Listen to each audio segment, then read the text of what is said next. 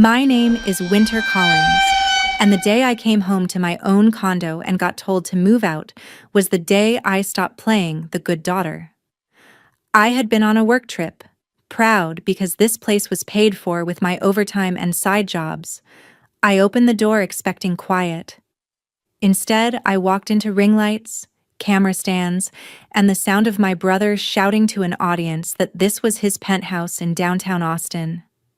My couch, my kitchen, my view, all branded as his. My mom was there like she owned the deed, smiling at the screen. Before I could even finish saying, "What are you doing in my condo?" she hit me with it. "You have been away? The place was just sitting here. Family has rights. Your brother needs a quiet space. You can grab your things and find somewhere else for a while." When I said no, she did not even blink. Selfish Winter. My brother laughed into his microphone and told his chat his little sister was being dramatic about his penthouse. I did not scream. I did not cry. I walked straight to my bedroom, saw my desk shoved into a corner to make room for his setup, and pulled out the one thing they had not touched, my hidden security drive. I smiled, pulled out my phone, and made one call. 10 minutes later, there was a hard knock at the door and a calm voice on the other side saying, "Austin Police Department, Mom. We need to talk about who actually lives here. If you want to know what happened after that knock and how that one call flipped my whole family upside down, stay with me till the end." When the cops stepped in, my brother was still alive. His chat went nuts the second two uniforms walked through the frame. He tried to play it off, laughing like it was a prank. But one officer asked him to mute the stream and the other turned to me. "Mom, do you live here?" I handed over my ID and condo registration before my mom could open her mouth. The officer glanced at the paperwork, then at me, then at Logan. "So you are Winter Collins, the owner, and you did not give permission for all of this." My mom jumped in then. "Officer, this is a family thing. My son is just staying here," she said, all polite. "We are just helping each other. No big deal." The officer looked around at the ring lights, the stacks of merch, the whiteboard with content goals plastered across my wall. He told them flat out this looked like a business setup in a residential condo, and that if I, the owner, had a problem, they needed to fix it. He said it was mostly a civil issue, but he logged the complaint and warned them that any more noise or trouble and building management could escalate. After they left, my mom turned on me in the hallway. "Happy now, Winter. You embarrassed your own family in front of the police." I just said, "I am changing the locks. You have until tonight to get out." Then I did exactly that. I had the smart lock company on speed dial, and within hours, Logan's access code was dead, and my phone was the only one that could open the door. That night, I got the group text, "Family meeting at your condo tomorrow, no excuses." The next day, they showed up like it was some intervention. My mom, Deb, marched in first with a binder like she was about to pitch me a real estate deal. My dad, Gary, followed, hands in his pockets, doing that fake calm thing he does when he wants to manipulate a situation. Logan came last, no camera this time, but still dressed like he was about to film a sponsorship. My mom spread some printouts on the kitchen island. Airbnb listings, temporary rentals, ideas for me. "So here is what we think makes the most sense," she said, like it was already decided. "You are traveling so much for work, Winter. You do not really need to be in the city all the time. There is a cute little furnished place in Round Rock you could rent for 6 months. Cheaper, quieter. Logan can keep using the condo downtown for his content. It is good exposure for the family." My dad nodded. "This streaming thing is real money now. He is about to sign with a travel brand. If he looks stable, successful, it helps everyone. You can come back on weekends. It is just for a while." I stared at them. "You are seriously asking me to move out of my own home so your golden boy can look rich on the internet?" Logan rolled his eyes. "It is not that deep, Winter." The condo was sitting empty. I turned it into something valuable. Family has rights, remember? When I did not answer, he smirked. Chat loved it, by the way. Penthouse content is killing. I pulled out my phone and opened his latest video. He had done a tour of my place, calling it my penthouse in downtown Austin, my skyline view, my office, my bar. He never mentioned my name. He told people he had bought the place with ad money. My stomach turned. I zoomed in on one frame and showed it to them. See this envelope on the counter? That is my bank statement. My mom brushed it off. Details. We are building something bigger here. You always said you wanted us to be okay. This is how. I laid out photos I had taken that morning. Scratches in the hardwood from his equipment, coffee stains on my leather couch, adhesive marks on the wall where he had ripped off panels to hang a giant neon logo. I pulled out an email on my phone from a bank I did not even use. Welcome to your new business checking account, Winter Collins. Only the account number was not one I recognized. Logan's face flickered for half a second. I kept going. I know you used my full legal name and this address to open accounts, to sign up for donation platforms, maybe more. He tried to laugh. It is just paperwork. You know how these platforms are. I just needed something verified. You hardly even live here. I did not trust myself to speak anymore, so I wrapped it up. You have 24 hours to get every piece of your gear out of my condo. No more filming here. No more using my name or my address. After that, I am done talking. He scoffed and stormed out, my parents trailing behind him, still muttering about me ruining everything. I did not chase them. Instead, I texted my coworker and friend, Nina. You used to watch my brother's channel, right? Come to the coffee shop. I need you to see something.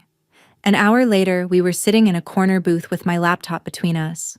I pulled up old VODs, the penthouse tour, the night parties, the casual shots where he flashed my credit card like it was his. Nina watched as he ordered takeout, my name half visible on the receipt, as his chat spammed rich life and goals. Her face fell. I thought he was grinding and traveling and hustling, she said quietly.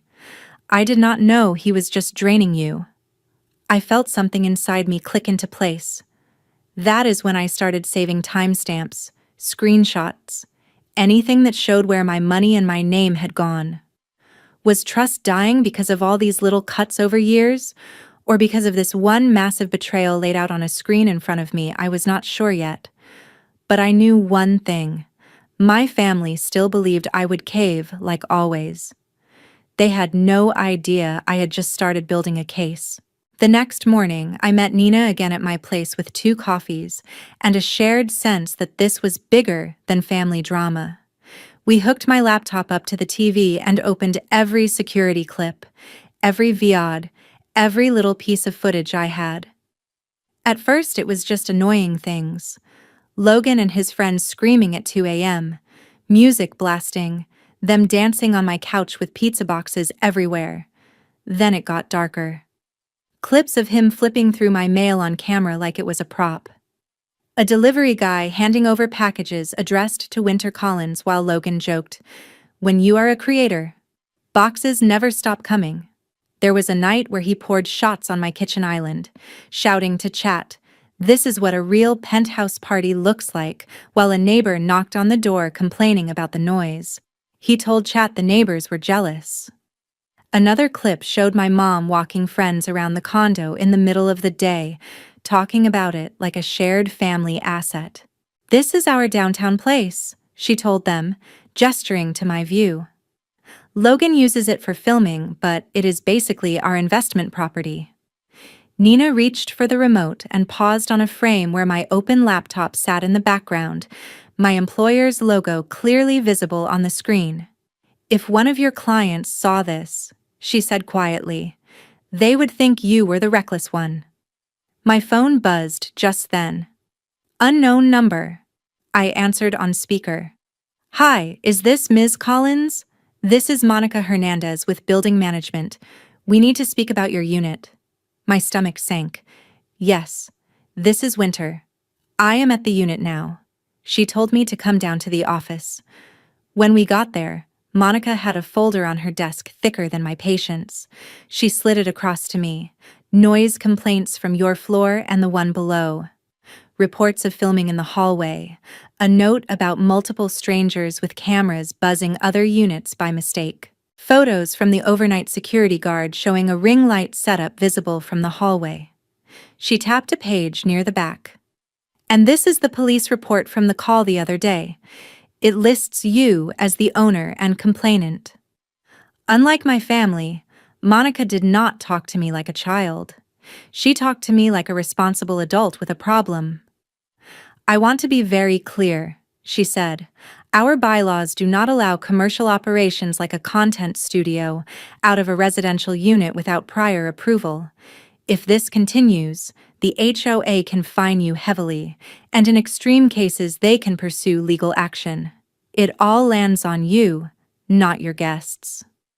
Nina watched my face as I flipped through the complaints. Words like excessive noise, suspected commercial filming, unauthorized guests. Safety concern jumped out at me like sirens. I felt heat climb up my neck. So either I stop this, or I pay for it forever. Monica nodded. I know it is complicated when family is involved, but I need you to understand the board only sees your name. I signed a form acknowledging I had been warned and promised there would be no more filming or parties. The second we stepped out, I called my mom on speaker. You knew there were complaints, I said. Security talked to you.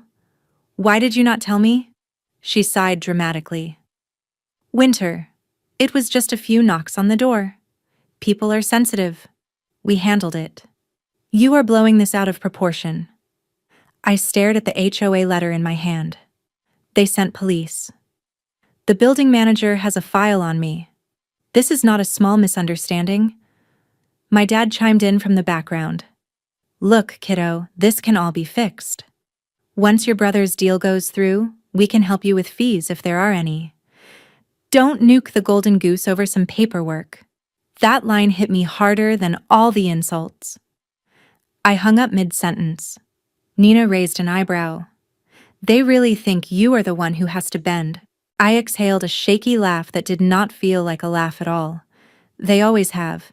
Not this time. Back upstairs, we went back to work. I made a spreadsheet because that is what a cybersecurity engineer does when her life turns into a breach. Dates, times, dollar amounts. Uber Eats charges that were mine on paper but not in reality. Streaming donations hitting accounts opened under my name.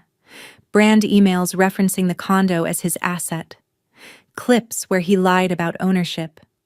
Every incident that could show a pattern, not just a bad week. Nina watched me type. You know this is starting to look like more than just a family argument, right? She said. This is fraud, identity theft.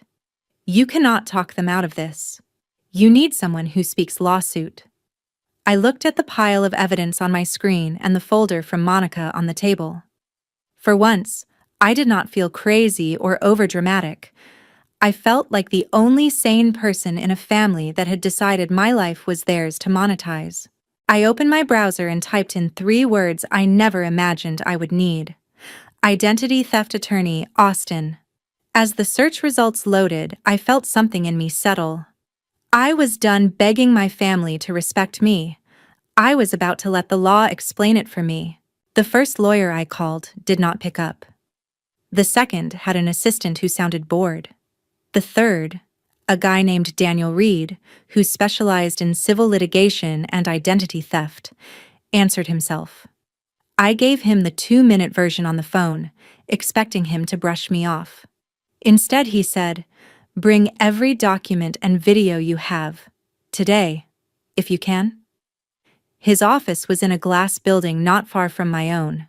I sat across from him with my laptop open, the HOA folder on the table, a stack of printed bank emails fanned out between us.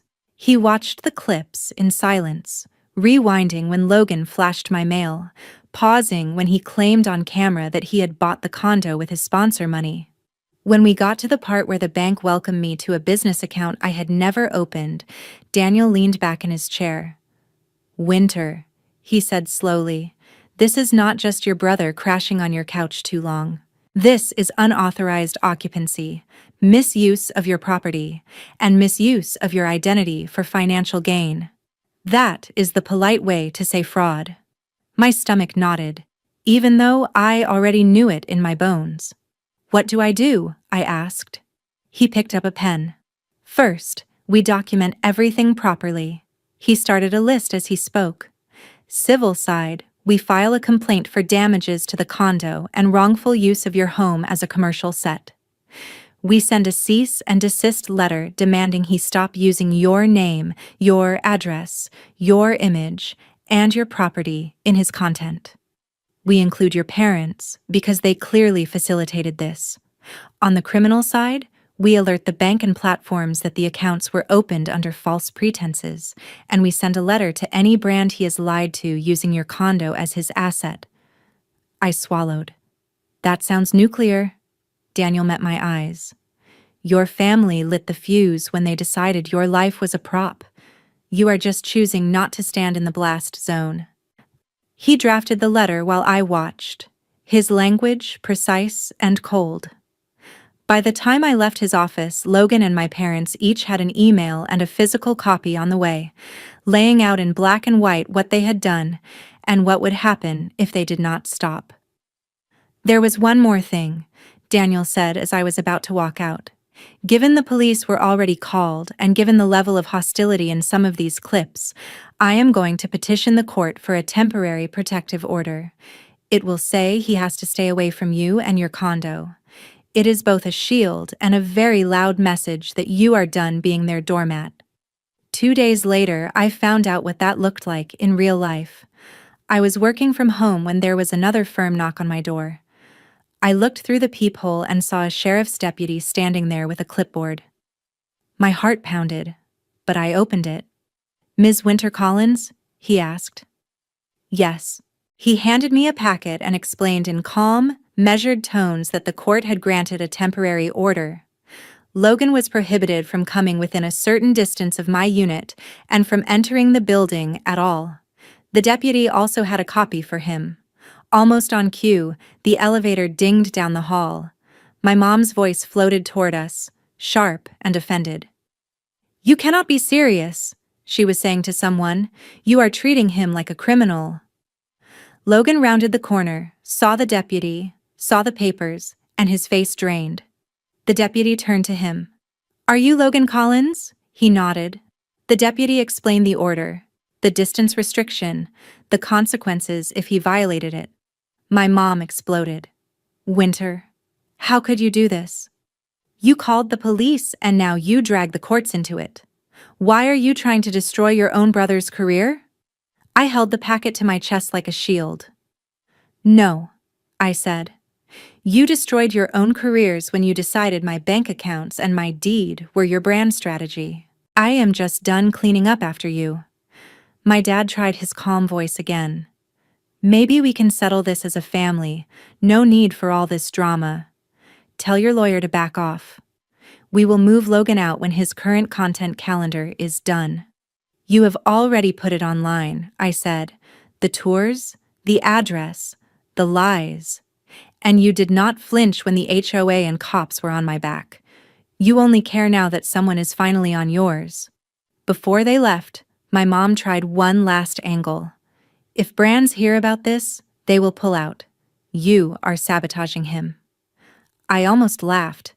Daniel had already mailed letters to the main travel company Logan bragged about.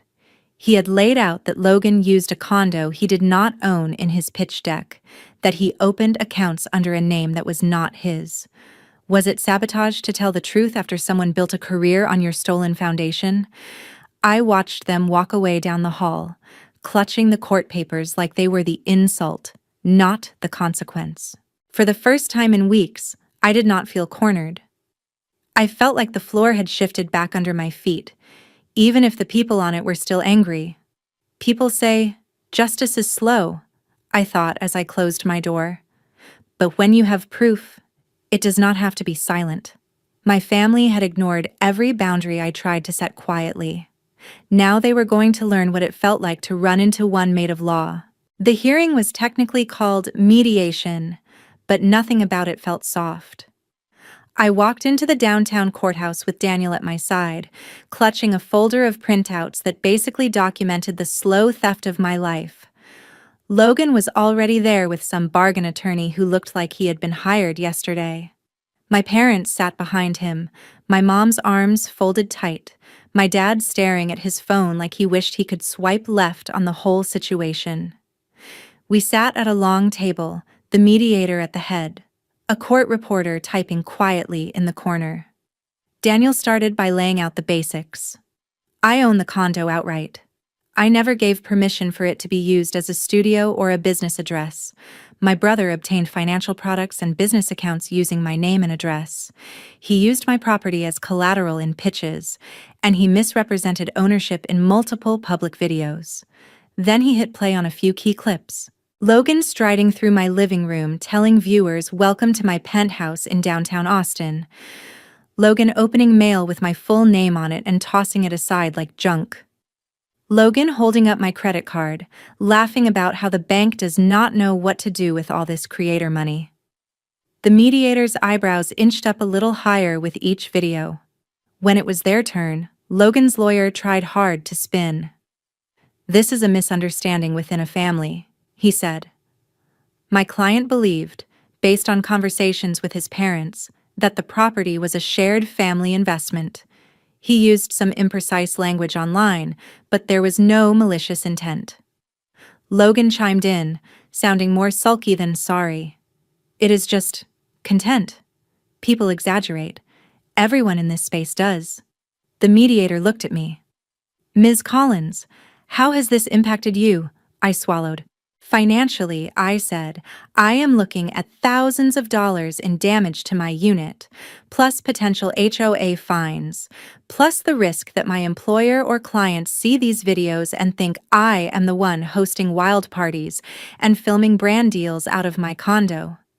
Legally, my name is now tied to accounts I did not open. Emotionally, I sleep in a place that strangers online think belongs to someone else. My own family treated my home like a set, and my bank account like a donation link. I am the only one on the paperwork, but somehow I am the last person they considered. Daniel slid a document across the table. This is a preliminary accounting of the damages, he said. Cost to refinish the floors, professional cleaning, repainting, replacement for items beyond repair, estimated attorney fees. We are seeking full reimbursement. Additionally, he turned to Logan's side. Your client will agree in writing to cease using any image, video, or description of Ms. Collins's property, name, or identity in his content or business paperwork. And he will cooperate in correcting any false filings with banks and brands. Logan scoffed. I do not have that kind of money. You are trying to ruin me. Daniel did not blink. You ruined yourself when you built a business on something you did not own. This is just the bill. As if on cue, Logan's phone buzzed on the table. He glanced down and his face went pale. My mom whispered, "What is it?" His lawyer asked for a short break. When they came back, the lawyer spoke in a lower, tighter voice. It seems one of the primary brands Mr. Collins was negotiating with has terminated discussions. They received a letter from counsel and have concerns about misrepresentation. I kept my face neutral, but inside something unclenched. That letter was from Daniel. There was also another email apparently. A second brand that had already paid a deposit was demanding their money back, citing a morality clause and the police involvement at the condo. The mediator cleared his throat. Given these developments, it may be in everyone's best interest to reach a structured agreement quickly. In the end, the terms were simple on paper, but heavy as stone. Logan had to vacate any claim to my condo, on camera and off. He had to pay for the damages in installments, plus a portion of my legal fees. He had to sign documents admitting he had opened accounts using my name without consent. The mediator also noted that the case file would be sent to the district attorney's office to decide if criminal charges were appropriate for the identity theft portion. My parents were listed in the civil agreement as parties who had benefited from the misuse of my property and could be pursued for part of the damages if Logan defaulted. When the mediator asked if I agreed, I thought about being a kid paying for my own school supplies while my parents threw parties. I thought about buying my first used car with savings while they co-signed a nicer one for Logan. I thought about walking into my own home and being told to move out. I signed. My mom grabbed my arm in the hallway afterward. "Winter, you cannot really mean to make him pay all of that," she hissed.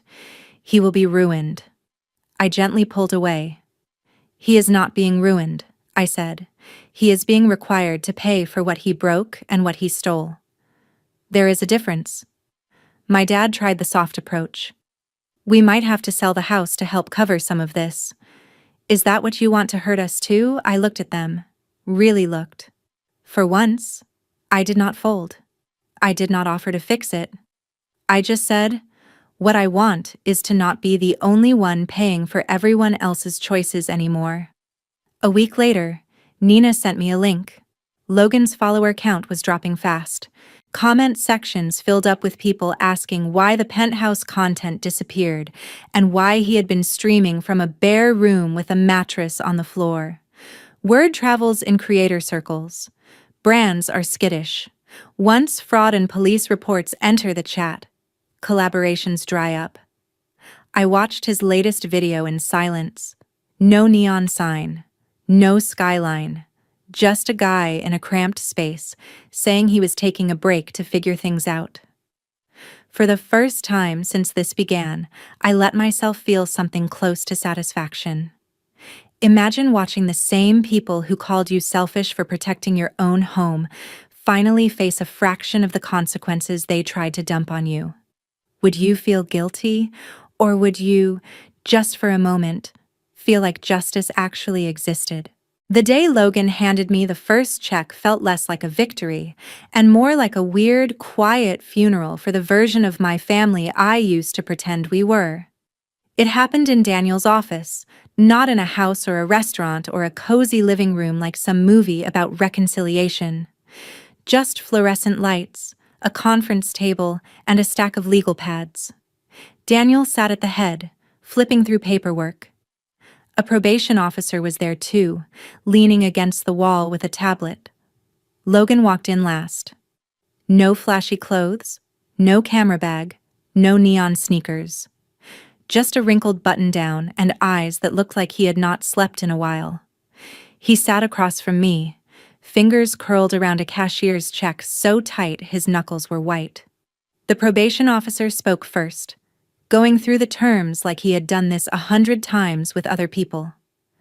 Logan had taken a plea deal on the identity theft charges. He avoided jail, but he was on probation for the next 2 years. He was required to pay restitution to me in scheduled amounts. He had to perform community service. He could not open any new financial accounts without approval. He could not use anyone else's name, address, or property in his business or content, not even with so-called verbal permission. Any slip, and the deal was off. Logan slid the check across the table without looking up. "This is the first payment," he muttered. "Don't spend it all in one place." The old me would have snapped back, would have tried to win the last word. Instead, I just picked it up, checked the amount, and handed it to Daniel. He copied the details, marked it as received, and filed it away like it was any other line item in any other case. Eventually, Logan lifted his eyes to mine. "Winter," he said, and for once there was no performance in his voice, no audience to impress. "I know you think I am a monster. I did not set out to steal from you. I just wanted to look successful so bad that I stopped caring what I was standing on. I thought you would be fine. You are always fine. The thing is, that was exactly the problem.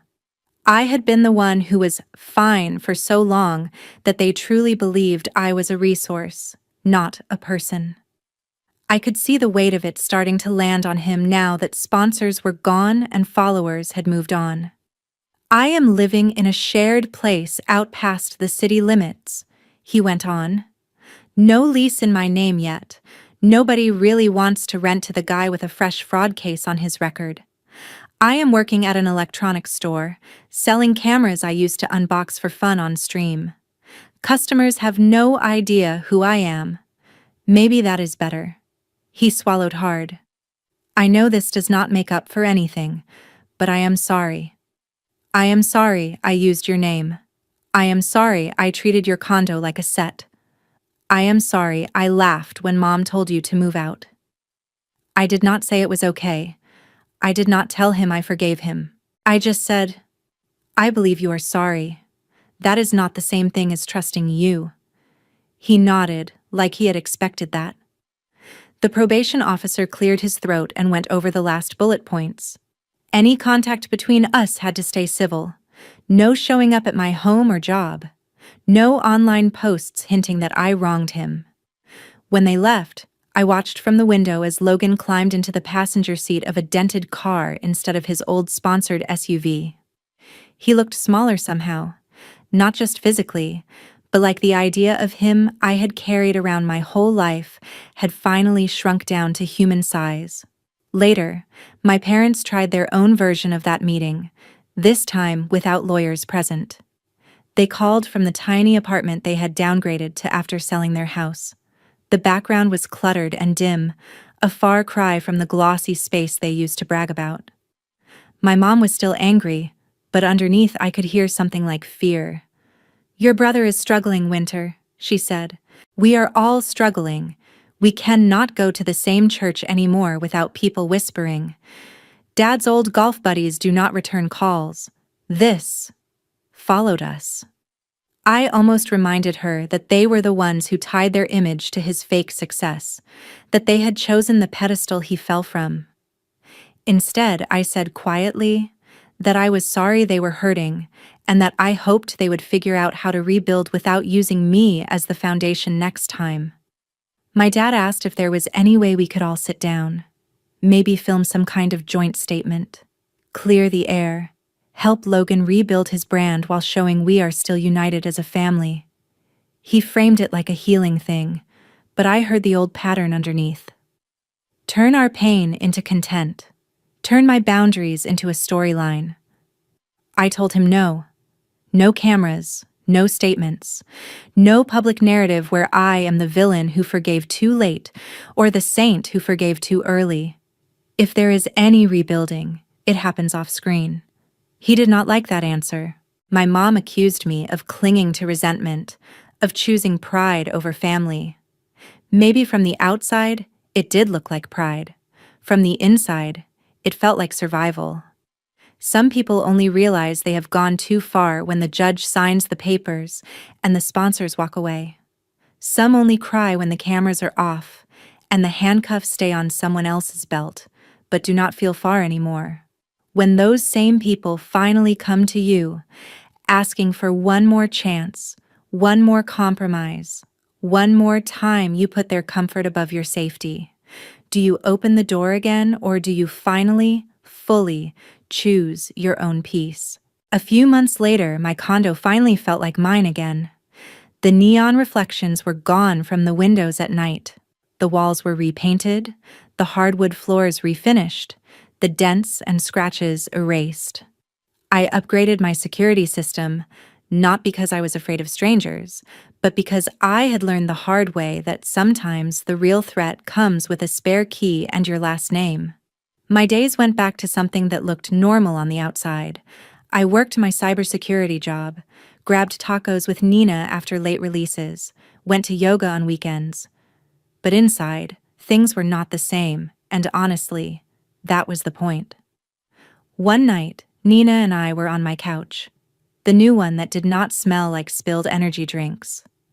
I told her I had written everything down, not for a lawyer this time, but as a long anonymous post on a forum where people share stories about toxic families and financial abuse. I changed the names and the city, but the bones were the same. My brother taking my condo, My parents defending him. Me finally choosing myself and the legal mess that followed. I hit post and closed my laptop, not expecting much. A few days later, I checked back. There were hundreds of comments. People saying things like, I thought I was the only one, or my parents did this with my credit when I was 18, or I needed to hear that it is okay to say no even to family. Nobody knew it was me, but they knew the feeling. Somehow, that was enough. I did not respond to Logan's occasional texts. I did not block him, but I kept my answers short when I replied at all. I hoped, privately, that he really was changing, that the guy selling cameras in a strip mall would learn something the penthouse persona never could. As for my parents, our calls were less frequent and more honest in a strange way. When my mom tried to slip back into old guilt tricks, I did not fight or explain. I simply ended the call and picked it up again another day on my terms. I stopped auditioning for the role of good daughter in a play that had never been written for me. Sitting on my balcony one quiet morning, coffee warm in my hands, I looked out at the Austin skyline and realized something simple and heavy. Family is not a free pass to your life. Sharing blood does not automatically give anyone rights to your home, your money, your future, or your sanity.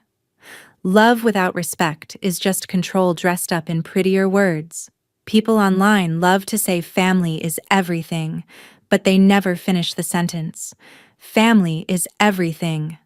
When they act like family. When they do not, you are allowed to step back. You are allowed to draw a line. You are allowed to say, this is mine and you cannot have it, even if they do not understand. I am not here to tell you that cutting people off is easy, or that going to court against your own brother will not keep you up at night. It will.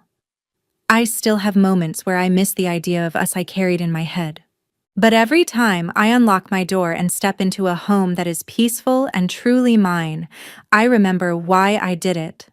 Boundaries are not a betrayal. Sometimes they are the only way to protect the part of you that still believes you deserve better. And if you ever find yourself standing in your own doorway, being told to move out of the life you built, I hope you remember this.